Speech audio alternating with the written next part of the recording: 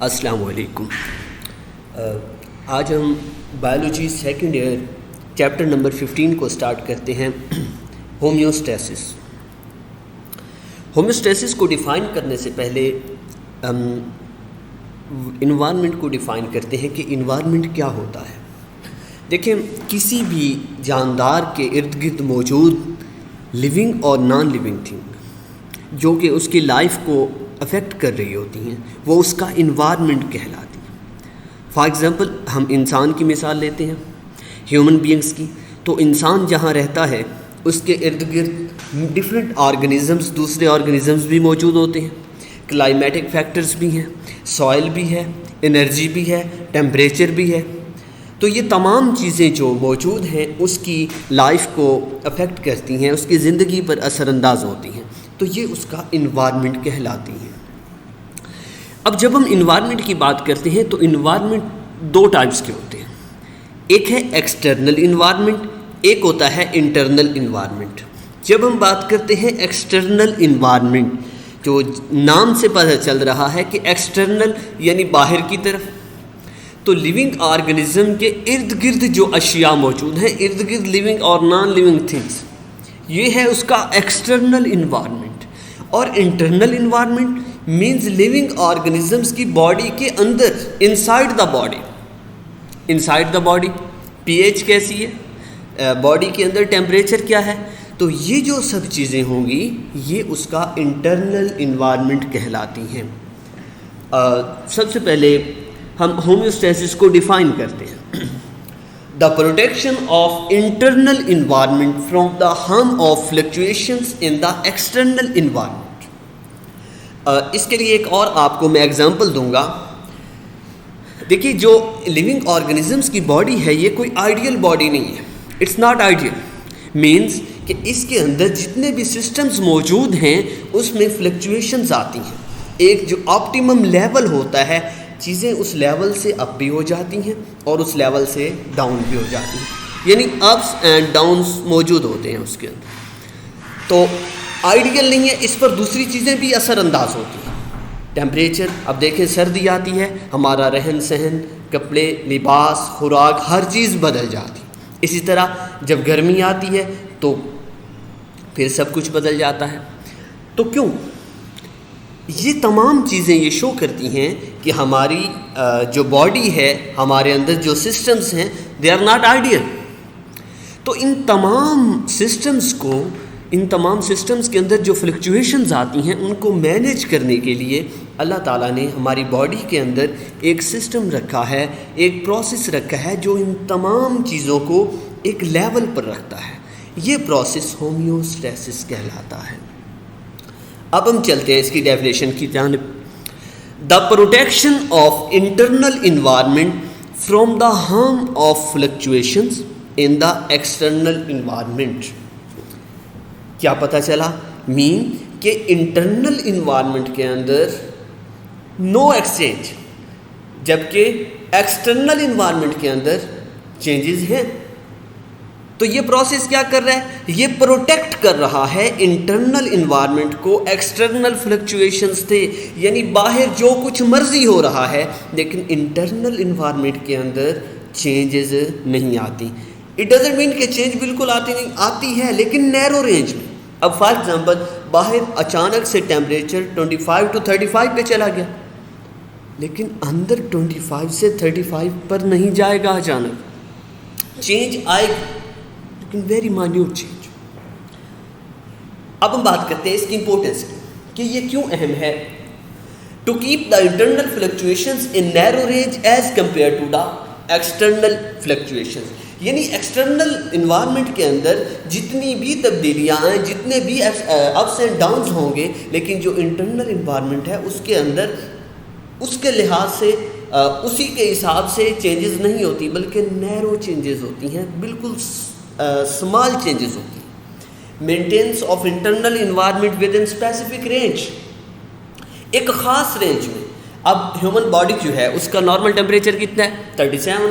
یہ ایک ایسا ٹیمپریچر ہے جس پر ہماری باڈی کے اندر جتنے بھی انزائمز موجود ہوتے ہیں وہ صحیح ورکنگ کر رہے ہوتے ہیں، تمام کیمیکل ری ایکشنز صحیح ورکنگ کر رہے ہوتے ہیں.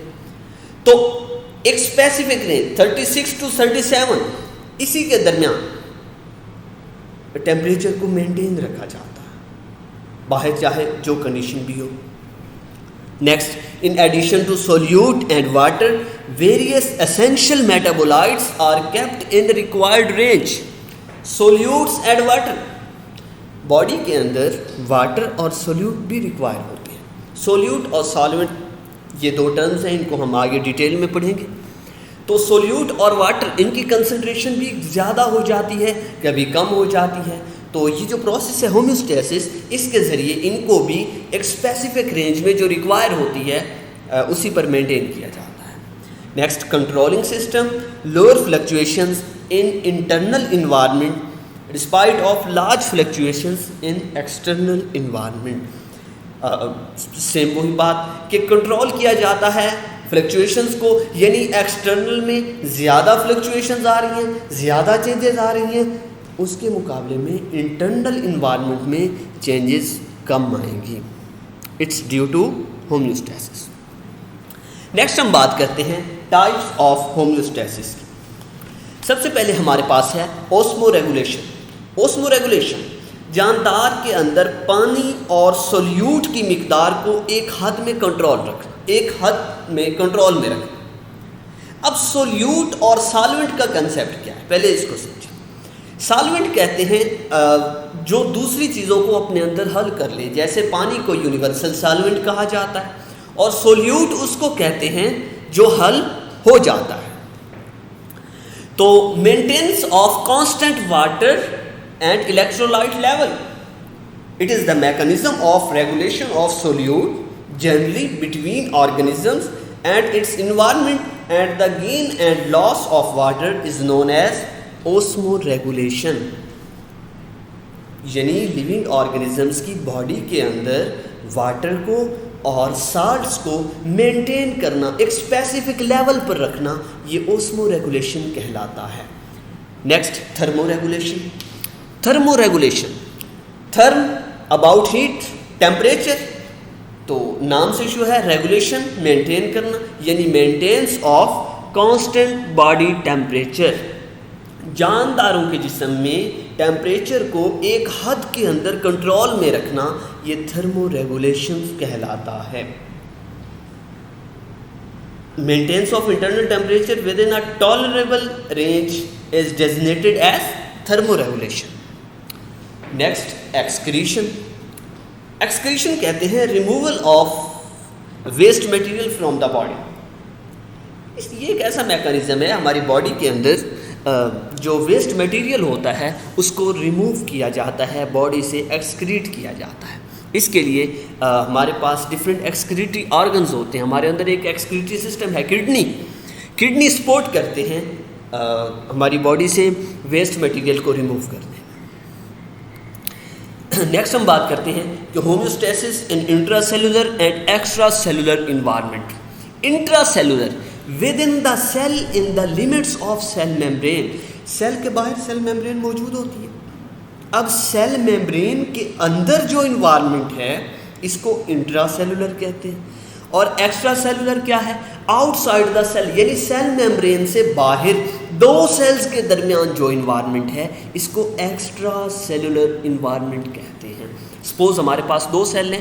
اب یہ جو دو سیل ہیں ان کے ارد گرد آپس میں ایک انوائرمنٹ ہے، اور ایک سیل کے اندر، اس سیل میمبرین کے اندر کا انوائرمنٹ ہے. یہ جو اندر کا انوائرمنٹ ہے یہ انٹرا سیلولر ہے، اور سیل کے باہر دو سیل کے مابین جو انوائرمنٹ ہے یہ ایکسٹرا سیلولر انوائرمنٹ کہلاتا ہے. اس کے بعد ہماری بک میں ایک ٹرم یوز ہوئی ہے جسے ہم کہتے ہیں interstitial fluid between the cells and tissues.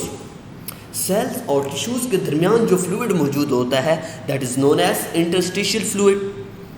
اور اس کے بعد نیکسٹ ہمارے پاس ٹرم ہے plasma. Blood fluid are between the blood cells. Blood cells کے درمیان جو فلوئڈ ہوتا ہے یا جو بلڈ کا فلوئڈ ہے اس کو پلازما کہتے ہیں. نیکسٹ ہم چلتے ہیں میکانزم آف ہومیوسٹیسس یا فیڈ بیک میکانزم کی طرف. سب سے پہلے ہم اس کو سمجھنے